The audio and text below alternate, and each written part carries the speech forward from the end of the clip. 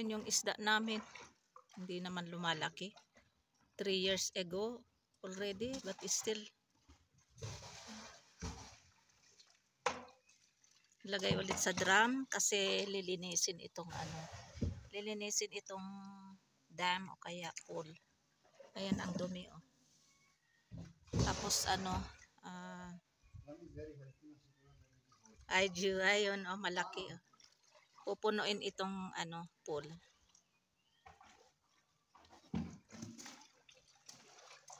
Very big that one, no, mashallah.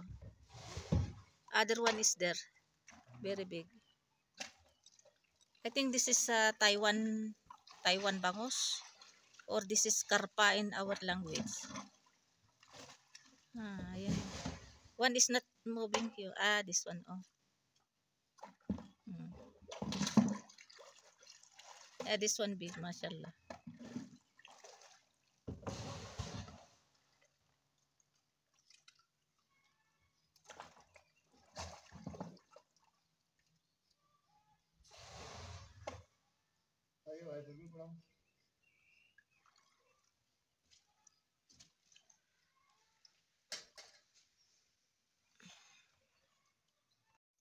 After cleaning, ayan, may tubig na.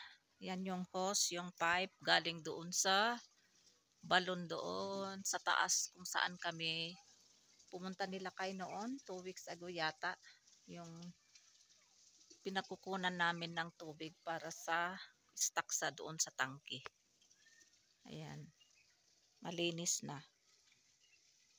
Yung isda dito ulit nilagay sa sa tangke. Ayan. Ayan, ito yung mga tinanggal na mga dried na pine trees na na pine na leaves. Ayan, ang dami.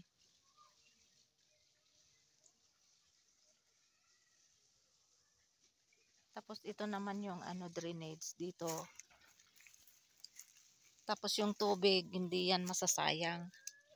Yan yung yan. Tapos may pipe naman pa baba doon sa baba. Yung taniman namin ng mga gulay doon sa baba. Para hindi masayang yung tubig. So doon may pipe o may hose. Ayan. Ayan. Nakikita nyo yung itim. Yan. Tapos yan. Yan. Yung tinaniman namin ng bagong, yung pinag-harvestan namin ng ordinary na bawang, yan 2 to 3 days ago. Yan, malinis na yan. May tinanim sila kay uli na mga bagong gulay, yung yung turnips, radish, carrots, at saka coriander leaves, at saka yung season na pwedeng itanim ngayon. Yan yung may hose o kaya pipe dyan. Yan. So continue ito hanggang hanggang mapuno itong itong pool. So baka pag may nalaman na nilinis ito at mapuno itong tubig, ay baka may pupunta dito na lalangoy.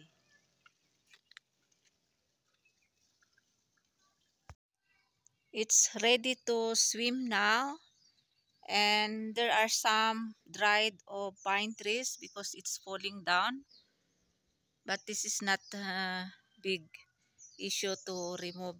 We can remove this in few minutes, and Fahad will remove this one. And this water is enough, no need to make full. So it's ready to swim now. And very nice weather for today. Today is June 7 and today is Friday, and time now in Pakistan is 9 AM. Ayan. Ganda ng weather. Ayan. Napalibutan ng mga maraming puno. So hindi mo maramdaman yung init dito sa aking village. And this is unique swimming pool in my village. First swimming pool in my village.